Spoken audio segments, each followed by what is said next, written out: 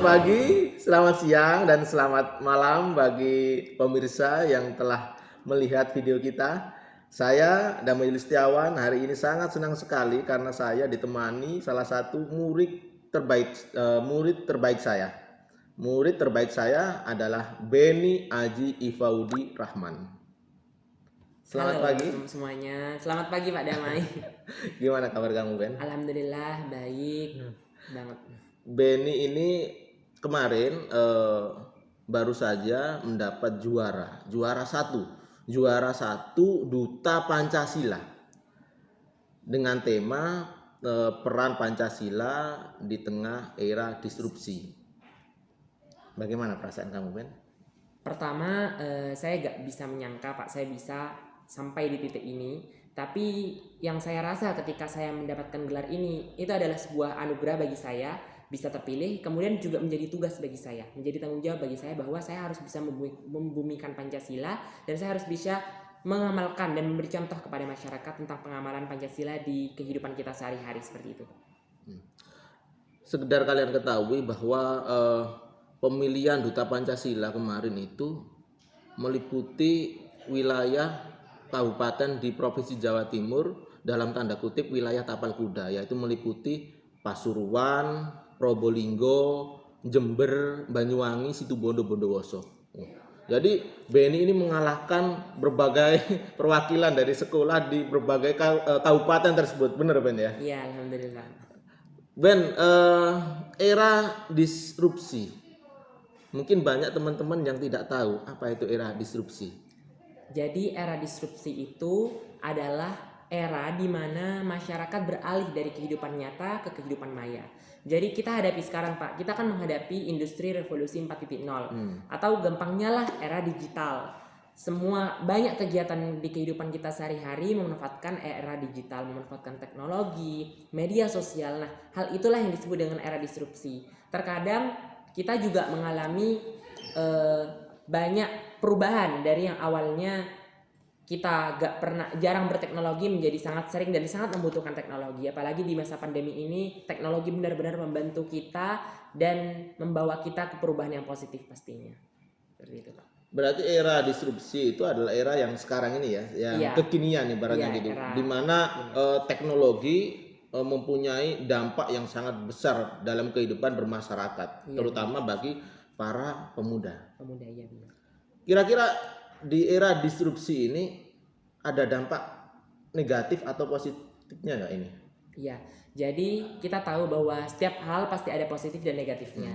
Nah, untuk era disrupsi itu sendiri, kita tahu bahwa dampak positifnya, yang pertama kita bisa lebih mudah dalam menjalani kehidupan, kita juga merasa terbantu, kemudian kita bisa mengerjakan sesuatu dengan lebih cepat dan efisien. Namun yang menjadi dampak negatifnya itu sangat banyak sekali Pak, ibarat pisau bermata dua. Jadi apabila kita tidak memanfaatkan era disrupsi ini dengan baik, maka akan mengakibatkan bencana. Kita tahu bahwa saat ini sudah banyak hoax, kemudian hate speech atau ujaran kebencian, atau yang istilah kerennya sekarang menghujat orang. Kemudian banyak ideologi yang bertentangan dengan nilai-nilai Pancasila yang di-share melalui sosial media, dan itu adalah salah satu penyalahgunaan teknologi. Seperti itu salah satu dampak negatifnya Pak. Kita bisa lihat di IG ya Bang ya. IG, YouTube. Kalau kita lihat di kolom komentar itu kadang ujaran-ujaran kebencian, ujaran-ujaran memfitnah orang. Lalu ada vlog-vlog yang bermuatan konten provokasi. Lalu ada hashtag-hashtag yang bertujuan untuk menentang pemerintahan seperti itu. Kira-kira hashtag atau vlog atau IG yang kamu ketahui bahwa itu merupakan IG yang tidak bagus menurut kamu, Ben? Ada nggak contohnya, Ben? Contohnya sih ada ya Pak, ada banyak sekali malah. Bahkan saya memiliki beberapa data di mana ketika saya cek akun Instagram ataupun akun-akun yang kontennya itu berisi gibahan, kemudian penuh dengan hujatan. Nah, itu followersnya lebih banyak daripada akun yang bermanfaat konten-kontennya. Seperti akun yang banyak banget itu Pak. Menuai kontroversi, kemudian banyak hujatan. Nah, dibandingkan dengan akun-akun yang bermanfaat seperti contohnya genre Jatim itu masih kalah jauh daripada followers-nya, likes-nya, Kalau komennya. itu viewernya, followernya itu Banyak banget. ratusan ribu mungkin ya. Ya, ratusan ribu likes-nya juga Pak. Padahal hal yang dibahas sudah hal yang tidak penting. Iya. Kira-kira apa ya yang bisa kita lakukan untuk meminimalisir dampak-dampak negatif itu, Ben? Bisa nggak kita? Ya, pasti bisa, Pak. Peran terbesar itu ada di diri kita. Bagaimana cara kita bisa memanfaatkan media sosial dengan baik. Yang cara pertama kita harus bisa bijak bermedia sosial. Dan pastinya kata bijak di sini kita harus bisa memanfaatkan sebaik mungkin dan dalam waktu yang cukup. Kita nggak boleh kecanduan media sosial, gitu, Pak. Kemudian yang kedua kita juga harus bisa memilah dan memilih konten yang positif. Di mana tersebar banyak di media sosial konten-konten yang negatif, konten-konten yang penuh hujatan. Kita harus bisa menjauhinya karena itu akan menyebabkan satu hal yang sangat berbahaya, disintegrasi bangsa. Gitu, Pak. Kita ketahui Benny ini merupakan salah satu merupakan juara dari Duta Genre. Iya. Bener kan ya? Iya bener Pak. Genre. Genre. Iya genre. Duta Genre Situbondo. Iya. Lalu juga pernah menjadi juara 4 duta pelajar seprovinsi Jawa Timur. Iya. Kira-kira apa yang sudah kamu lakukan untuk masyarakat, Ben? Dari berbagai macam predikat kamu sebagai duta itu. Oh iya. Jadi pertama kita tahu Pak bahwa duta itu melayani, bukan dilayani. Duta itu bukan bagaimana cara kita hanya berselempang kemudian berfoto, tapi bagaimana cara kita bisa mensosialisasikan diri, mensosialisasikan program yang kita bawa kepada masyarakat. Nah, program yang sudah saya bawa kepada masyarakat atas title saya sebagai duta, yang pertama ketika saya menjabat sebagai duta pelajar adalah saya memanfaatkan media sosial dengan baik. Bagaimana cara saya sebagai pelajar harus bisa berinovasi di media sosial saya sehingga banyak orang merasa terbantu dengan inovasi saya.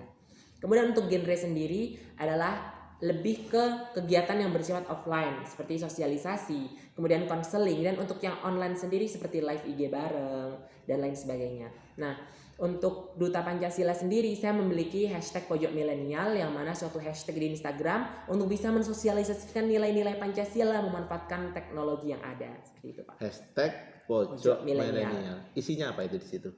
Hashtag pojok milenial ini isinya itu bisa foto, bisa video, bisa vlog dan lain sebagainya, ataupun bahkan live bareng yang bisa ditaruh, yang mana hashtag ini bisa dimanfaatkan atau digunakan oleh semua orang tanpa terkecuali asalkan bermuatan konten yang positif. Dimana dari sini dapat disimpulkan bahwa hashtag pojok milenial ini adalah akumulasi dari konten positif yang orang-orang bisa bawa. Sehingga ketika orang-orang mengunjungi hashtag ini, orang-orang tahu bahwa di hashtag ini terdapat beragam macam informasi yang penting dan menarik sehingga bisa menambah wawasan pastinya bernilai Pancasila itu. Ini ya, pemirsa yang ada di rumah, jangan lupa kunjungi hashtag pojok milenial ya. Karena di situ merupakan konten yang positif di mana kita dapat sharing tentang pengalaman kita, tentang ide kita, gagasan kita dalam melakukan hal-hal yang positif, terutama pengamalan nilai-nilai Pancasila. Benar ya? Iya, sudah berapa? Apa foto yang ada di situ kira-kira? Sekitar lebih dari 20 dan 20. Juga ada beberapa video jadi mungkin sekitar 30 postingan. Jadi bisa ditambah mungkin buat teman-teman yang memiliki konten positif atau pengen aja nih pakai hashtag pojok milenial, asalkan kontennya positif boleh banget digunakan. Itu ya, pojok milenial. Jangan lupa kunjungi ya. Dan jangan lupa juga kamu tulis yang ada pemirsa yang ada di rumah, jangan lupa sertakan hashtag pojok milenial. Hashtag itu yang tak ada pagar itu. Iya. Pojok milenial itu ya. Benny, kita sekarang mencoba mengupas Benny lebih tajam tentang kepribadian Benny dulu. Iya. Benny ini sebenarnya mempunyai cita-cita apa Benny ini? Cita-cita saya semenjak kecil adalah saya ingin menjadi dokter. Karena saya juga memiliki passion terutama di bidang kesehatan, Pak. Nah, ketika SMA, saya merasa sedikit mulai bingung memilih jurusan. Karena ketika di SMA saya mengikuti beberapa event, beberapa kegiatan, yang pastinya kegiatan kemanusiaan, dan itu membuat saya bingung apakah saya harus melanjutkan cita-cita saya yang memang saya inginkan yakni menjadi dokter, ataukah saya ke jurusan yang lebih saya minati, yakni hubungan internasional. Tapi sepertinya saya lebih fokus di dokter saja, Pak, karena menurut saya dokter adalah suatu pekerjaan yang mulia menurut saya. Untuk mungkin kamu kan lebih cocok juga dilihat dari pengalaman kamu ya. Iya. Entertain gimana? Kalau di entertain ya masih apa ya, Pak? Kalau dari segi karya entertain bukan hanya sekedar menghibur orang ataupun dunia, kita harus bisa berkarya, dan saya rasa karya saya masih jauh dari sempurna gitu, Pak. Itu. Kamu tadi bilang ya apa di SMA bingung memilih jurusan. Iya. Kita ketahui di SMA itu ada jurusan IBB, ada jurusan MIPA, ada jurusan IPS. Sekarang kamu ada di IPA. MIPA ya. Berarti kamu juga pengen bayangan untuk masuk IPS sebenarnya atau bahasa sebenarnya? Sebenarnya kalau misalkan dari passion saya memang mau di MIPA. Saya memang sangat ingin di MIPA. Tapi kalau misalkan untuk menambah wawasan saya bisa alhamdulillah memiliki passion di public speaking dan berbahasa, Pak. Nah, jadi mungkin kalau misalkan jurusan yang saya pilih setelah IPA, saya mungkin memilih bahasa IBB. Berarti nanti kamu kan sekarang kelas 12 ya? Iya, kelas 12. Kira-kira pengen masuk kuliah universitas mana ya? Kalau universitas sendiri saya ingin di Universitas Airlangga. UNAIR, Surabaya. Di Surabaya. Kemudian untuk jurusan sendiri saya mau mencoba di kedokteran karena memang saya sudah dari kecil ingin menjadi dokter. Amin. Dan juga karena saya sudah mantap di kedokteran, mungkin meskipun saya memiliki beberapa distraksi atau sedikit kebingungan dalam memilih jurusan, tapi saya sudah yakin bahwa sepertinya saya lebih cocok di kedokteran gitu, Pak. Amin. Tapi enak ya sekarang kelas 12 tidak ada namanya UN ya. Iya, alhamdulillahnya. Sekarang yang ada itu asesmen nasional yang disebut AKM. Asesmen nasional itu di dalamnya ada AKM, ada AKM itu ada literasi, numerasi, lalu survei karakter dan survei lingkungan. Jadi di dalam asesmen nasional ada AKM, ada survei lingkungan dan survei karakter dan survei lingkungan. Jadi ada 3 itu. Tapi di dalam AKM itu sendiri ada literasi dan numerasi. Itu. Kelas 11 tadi Ben. Iya. Kelas 12 nggak ada. Tapi jangan lupa ya, ada namanya UTBK ya. UTBK itu juga menentukan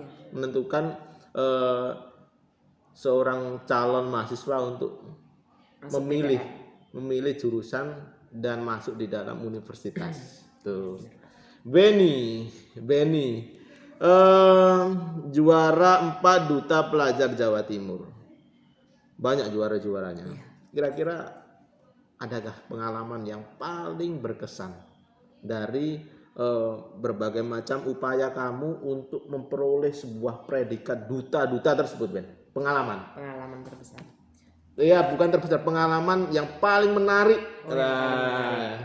Kalau dari segi pengalaman yang paling menarik, saya rasa di Duta Genre. Duta Genre ya. Kenapa, Ben?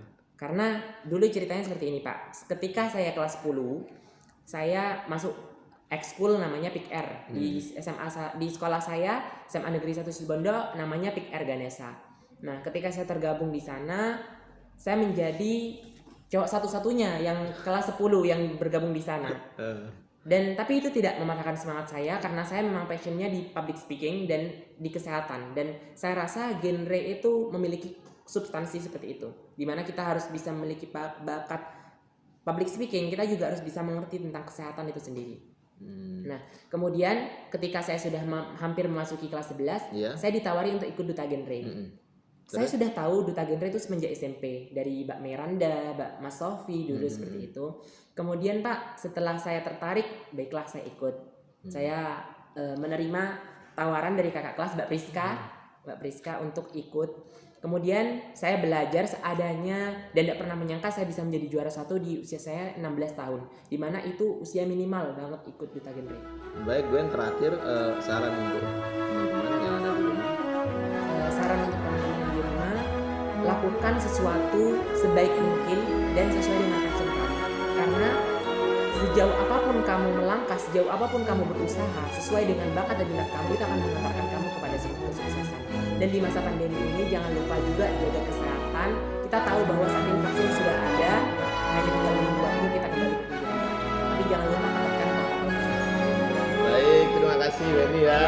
Semoga Benny menjadi salah satu generasi yang membawa perubahan Indonesia lebih baik ke depan.